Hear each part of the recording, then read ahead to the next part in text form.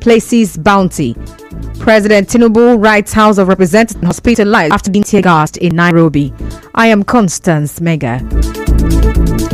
Rivers State Governor Siminalayi Fubara has signed the contract agreement for the construction of the Port Harcourt Ring Road. Well, the signing took place at the Government House in Port Harcourt today. Speaking during the signing ceremony, Governor Fubara promised to complete the project, saying the state government has paid 77% of the contract money. On our part, as a government, we will meet our own obligation. After this event, we're paying you, the total value of the contract is 195.3, and we're paying you 77% of it. And in our agreement, we have agreed with you that once we have confirmed delivery of 75% of the initial fund released, we'll commence your balance, and we are committed to that. Well, Governor Fubara warned chiefs and youths in communities where the ring road will pass against sabotaging the construction process. Let me make this statement very clearly. The community chiefs, the traditional rulers there, must cooperate with you. Any traditional ruler with his youth that wants to be a problem will immediately be suspended, and any youth caught trying to sabotage our government will be prosecuted. I'm not joking. This project is important to us. Governor Fubara said the Port Harcourt Ring Road is aimed at opening up the state for development. It is going to bring a fast and modern development. In terms of real estate investment, it will venture into it. It will expand the scope of this state. It will not be just Faga and Obiakpo and some section of Eleme, but every other place that it passes through will be part of a new city in Rivers State. The Rivers State Governor also appealed to those who will be affected by the construction of the ring road to be patient. Before, we used to have problem when you get to Garrison, when you get to Rumola, even GRA. I'm not talking about the issue that you face when you get to Artillery, but it is not the story anymore. So for development to come, initially people will suffer. There will be inconveniences, but at the end, there will be a new face. The place will change. So for those people that are going to suffer in the course of this project, let me plead with you to be patient with us. It is just something for a while, after which you will start benefiting from what we are doing. Well, on his part, the Rivers State Commissioner for Works, Dax George Kelly, explained that the Port Harcourt Ring Road has a total of 45 kilometers, 6 flyovers, and one river crossing bridge. He also spoke on where the road will pass through. And the point from which we will start is the UTC junction. We are going to veer toward Kidney Island and get to Rumoji Street, and then we'll go left again to Uruala Street, and then we'll move on to Ilabushi Street. At the end of Ilabushi Street, we're going to go left towards Eagle Island to Ngbodoya community. From Ngbodoya community, we're going to go straight to hit Aka Road. From Aka Road, we're going to go right and hit the Olumini Precom Road. On that road, at the point where you have St. John's Junction, we're going to have another flyover there. And then we'll move left towards Ogbogoro, Aozoba Road. Well, he also spoke on the second part of the project.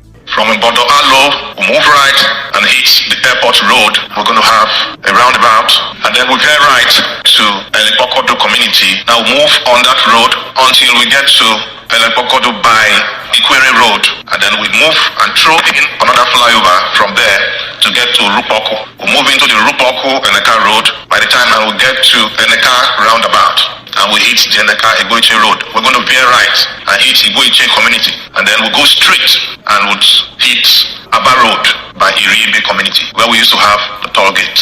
At that point, we'll have another roundabout and another flyover, and then we'll get to Agbonchia.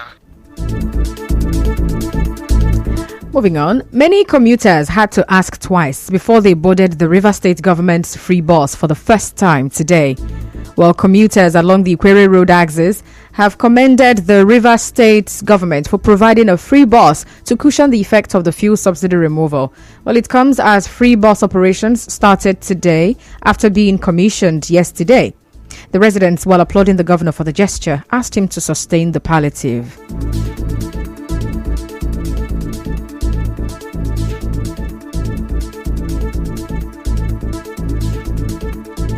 I'm overwhelmed. I'm entering a bus without paying. because transportation fare now is so high. We have seen that the governor have looked into it. I was thinking it's something we'll pay a little amount of money, but I realized it's free. Today very relieved because I'm going to Ikoku. I'm coming from Rumokoro precisely, so I'm going to Ikoku now. So as it is like this, the bus don't really save about 300 and thereabout. I'm very happy for what the government is doing. For we to be going all about our business entering vehicle for free, just like I am one of the beneficiaries today. Yesterday, as the thing was moving around my shop area, I said, how I wish I can be a beneficiary to this very wonderful opportunity. In the meantime, social analyst Charles Nkotaria is advising the Rivers State government to tax the citizens on a subsidized rate to raise funds to sustain the project. The government need to come up with a more institutionalized platform so that it will be able to generate proceeds to sustain maintenance, sustain the payment of handlers and other relevant repairs that may be required. Totally free is unacceptable because it is not sustainable. An intervention program like this must come up with a lot of sustainable elements that will give some level of guarantee and assurance. In a related development, an economist, Cletus Dominion, says there are economic benefits of borrowing 200 billion naira to fund the Port Harcourt Ring Road. He said this in an interview with correspondent Soibi Uruwari.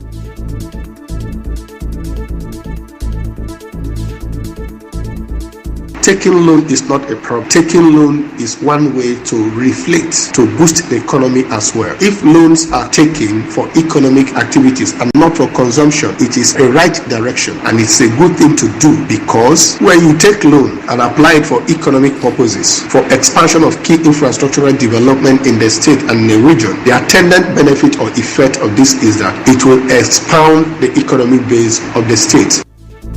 Now, on his part, the coordinator of a group, People's Advocate Courage in Serimovu, said the money borrowed should be managed prudently. He, however, said the loan sought by the present administration indicates that the past government did not save enough funds.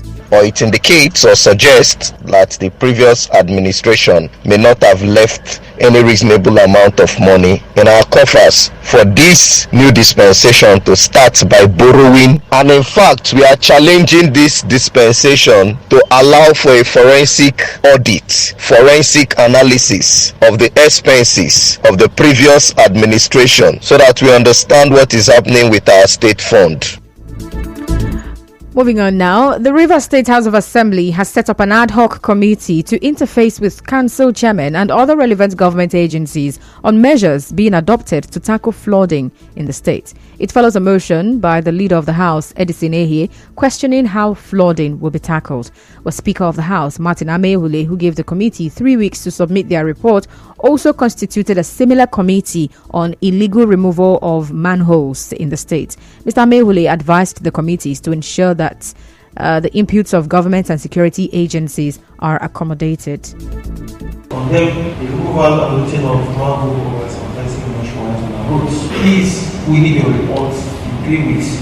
We need to know what the Ministry of Works is doing or what they intend to do, Ministry of Transport, security agencies, so that Rivers people can know that we have acted and that something is happening.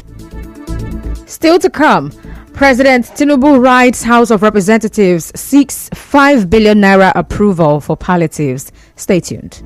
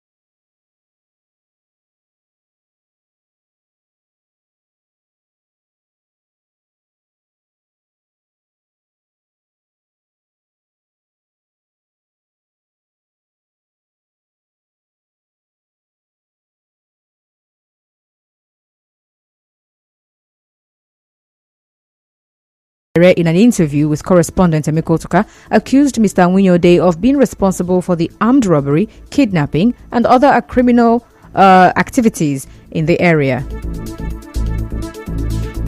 The Bright is a notorious artist and criminal that operates a camp somewhere around the bridge linking River State and Akwa Ibom. His activities are very well known to all security agencies and locals within that area. So that's the reason he was declared wanted.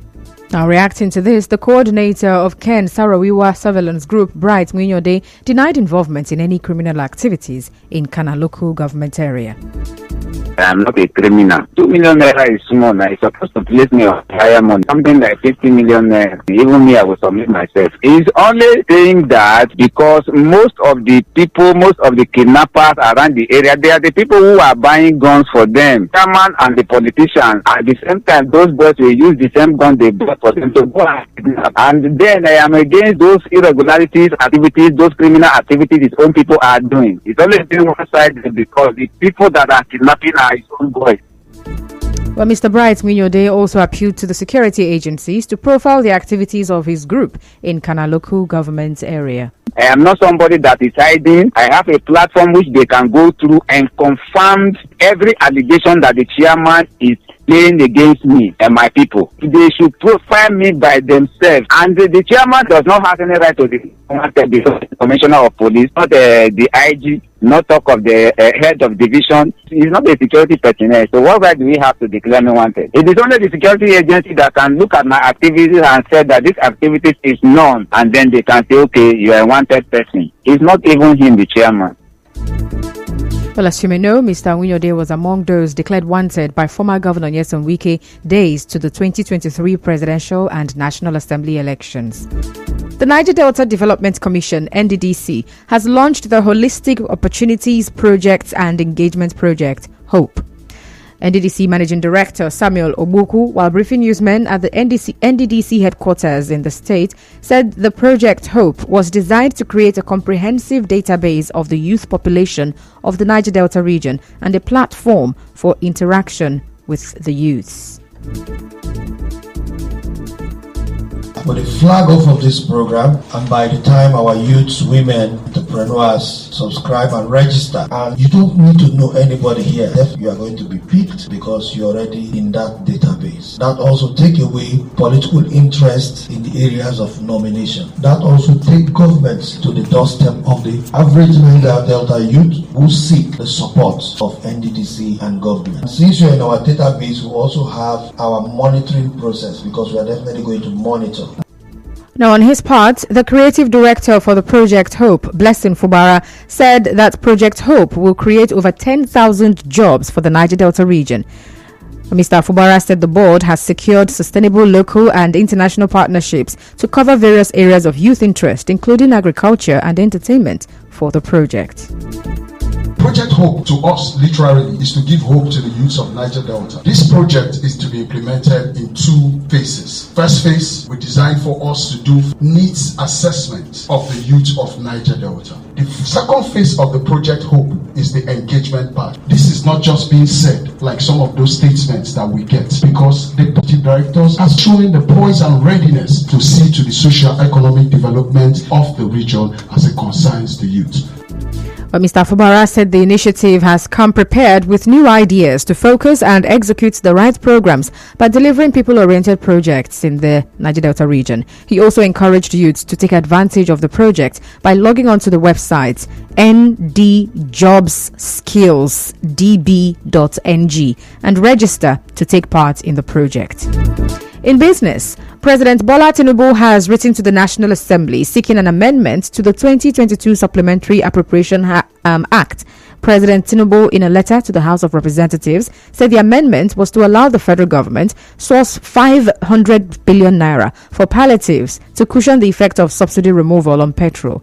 The president said the money will be sourced from the 2022 Supplementary Appropriation Act. In entertainment, tributes are pouring in for veteran actress Cynthia Okereke. Her colleague Joseph Okechukwu said the actress died yesterday. In sports, Aston Villa have announced the signing of Spain centre-back Pau Torres from Villarreal for £31.5 million. And now, we bring you news from around the world. 53 children have been rushed to a hospital in Kenya's capital, Nairobi, after falling unconscious when tear gas was thrown into their classroom by police during protests. Eagle Nursing Home hospital owner Aaron Shikuku said they have been able to stabilize the children who have been at the hospital for about 4 hours.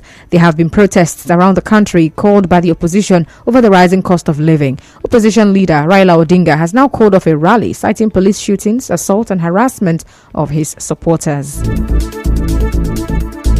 And that's the news. But before we go, another look at the highlights of the major stories. On the news this evening, you heard that Governor Siminalayi Fubara has signed the contract agreement for the Port Harcourt Ring Road project. The Rivers State House of Assembly will invite council chairman over predicted flooding in the state. Kana Council Chairman Thomas Barere has continued the hunt for coordinator of Ken Sarawiwa surveillance group Bright Winyode, and he has placed a bounty on him. President Bola Tinubu has written to the House of Representatives seeking 5 billion naira approval for palliatives. And on the foreign scene, 53 children have been hospitalized after being tear-gassed in Nairobi. The news was edited by Martha Okere Nkem. Light rain showers expected in Port Harcourt this evening. Remember, peace is the path to the prosperity of a nation. Let peace reign. I'm Constance Mega. Thank you so much for listening. Good evening.